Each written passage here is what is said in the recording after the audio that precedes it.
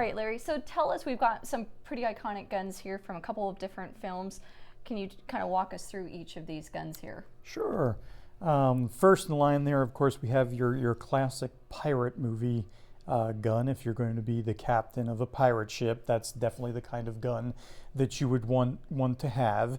And that particular gun is a true flintlock. You know, if we roll it over here, you can see our flint and our pan and our frizzen and the touch hole. And so there's no blank for that kind of gun.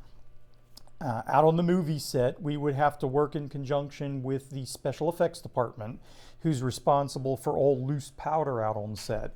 And they would provide us with the correct amount of black powder, and we'd be responsible for loading it up. Of course, we don't load a lead ball into it, so we have to create some kind of wadding to keep the powder under pressure. And with the right loading technique and the right amount of powder, you get that beautiful plume of white smoke that we love seeing in all those period shows. Black powder, of course, is a lot more complex than dealing with a blank. And you need many multiples of the guns because there's no quick reload with it. You can't grab a magazine and just shove it down into the pan. So typically we try to work on a factor of 3. If you have a hero and they got one gun that's ever seen on camera, there's probably 3 of them in existence. So you have one loaded in the actor's hand, another one loaded for a quick take 2 if you need it, and then a third one that we're madly loading in the background, and you kind of keep cycling through them so that you can get the movie done in a timely fashion. No, we didn't get to fire that one because it's pretty messy, but we did get to fire this next one. Yeah, this next one is a fairly unique gun again.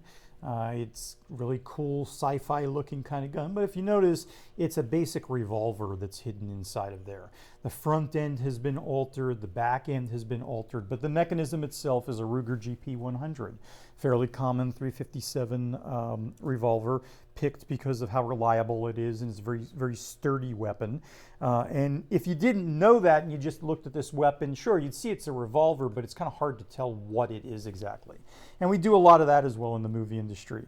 We take regular guns and we disguise them as other things. The good part about doing that is it gives the actor something to react to.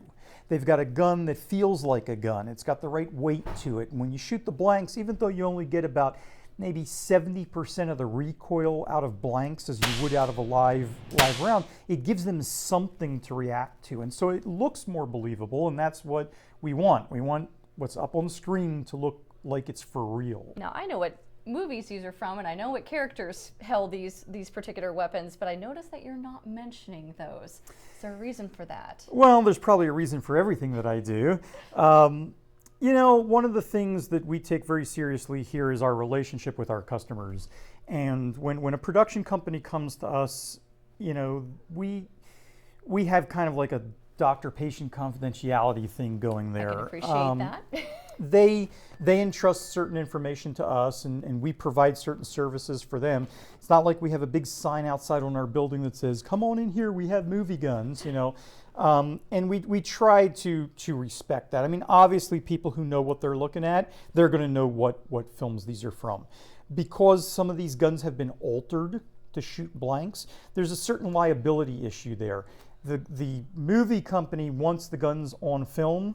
We alter them, but then they have to remain in our ownership. We can't just let these guns get back out there on the market because they've been altered to a certain extent that factory warranties have gone out the window. We don't want someone accidentally putting a live round into a gun that's been converted to shoot blanks. That could be potentially dangerous. And so we do accumulate certain items that they never go anywhere else. We never rent them out on any other show, but they have to remain here on our license because typically the film company doesn't want to have to deal with a federal firearms license. What are they going to do with these guns? How do they secure them? And so we wind up kind of doing that service for them as well, keeping it legally and correctly on the books. So if the feds ever need to see that gun, they can see it, but it's secure and it's here and everybody knows where it is. So basically these guns aren't going to be for sale anytime soon. No, again, because of a liability issue, we rarely sell guns, if ever. And the other thing is we're a rental house. We make our money off of renting things over and over and over again. Now, obviously, like a hero weapon like that, it becomes something that gets locked away in a safe because it's too recognizable to be rented again. But your average M1 Garand or whatever, it'll go out 20, 30 times a year, and that's how we make our money. If we sell it, we've just lost part of our income there. It doesn't really make much sense to do that. So. All right, let's talk about the next one that I got to shoot. Well, this is a very good example again of a semi-automatic handgun that's been converted to shoot blanks. And you'll notice when you look at the little film clip that we did in the test fire room, this gun here didn't recoil that much. Had a flash, made a little bit of a bang, but it wasn't anything real big. That's because it's a revolver and most of the blast just went right down the barrel. In a semi-automatic weapon, when we're shooting it with blanks, remember we have to trick the mechanism into somehow generating enough pressure to make the slide move back and forth. And that creates a lot more recoil. This particular one also ejects a piece of brass that you probably see in your film clip, and that's what gives the effect on the movie screen of being, hey, that's a real gun. You know, we saw flash coming out the front, we saw the slide move, and we actually saw a piece of brass flying out of the gun. Now, if you pay real close attention, sometimes on camera, you'll be able to see that it's a piece of blank brass. As we looked at the blanks earlier, you saw that little crimp, and all of a sudden the piece of brass, hey, the crimp's opened up. That gun never had a live round in it, you know. But 90% of the time we manage to fool, you know, the audience, and it gives the impression of, hey, that actor was really there shooting a real gun. But you did notice a big amount of recoil difference between the two, and it's because of the different types of mechanisms that are operating in them. Tell me about the last one we've got. Well, once again, for anyone who's into these kind of movies and props, it's a very recognizable gun, very, very iconic, and it looks very sci-fi, very, very weird looking, and that's what we like sometimes. You know, in the movies, people always like something that looks different. They don't want to see the same old thing over and over and over again. Though it looks like a laser ray gun kind of thing, you can see that when we open it up to load up the blank into it,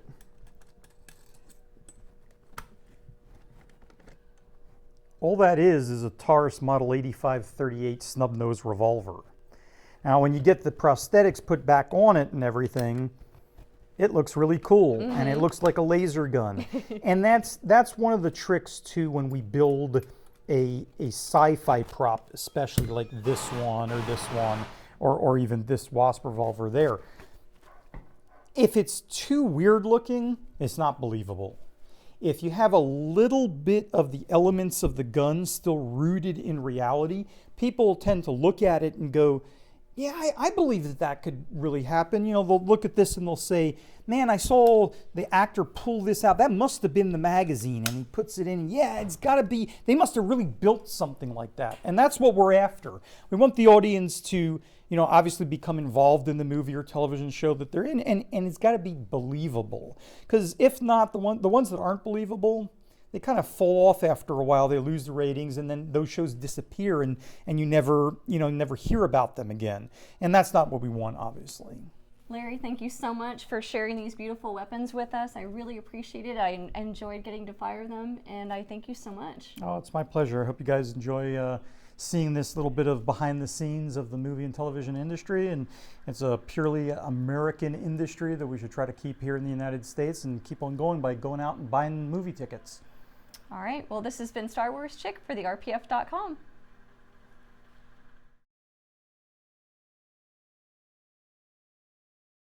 Good shooting position. And there's also 2 rounds. Wow. That was I hope the whole cool. flame we got on there, because that was cool.